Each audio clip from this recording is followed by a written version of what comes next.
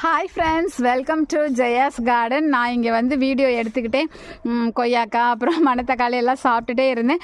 வெட்டும்போது எங்கள் வீட்டு கொய்யாக்காய் எப்படி இருக்குன்னு உங்ககிட்ட காமிக்கணும்னு நினச்சேன். காய் ஒருத்தங்க பழம் ஒருத்தங்க நான் அடிப்படியாக போயிடுச்சு. காயெல்லாம் ரொம்ப டேஸ்ட்டாக இருக்கும், அதனால் அது அடிப்படியாக போயிடுச்சு. உங்கள்கிட்ட காமிக்க முடியல.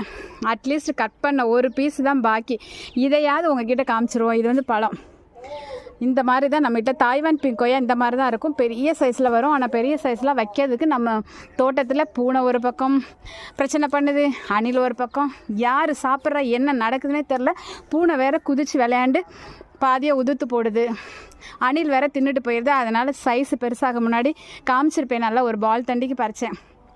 காய் வந்து நறுன்னு செம ஸ்வீட்டான ஒரு டேஸ்ட்டில் இருக்கும். உள்ள பழம் வந்து இந்த மாதிரி ரெட் கலரில் இருக்குங்க. செம ஸ்வீட்டாக இருக்கும் ஆர்கானிக்காக வளர்க்குறனால. சரி, ஒரு பீஸாவது உங்ககிட்ட காமிச்சிருவோம் அப்படின்னு சொல்லிட்டு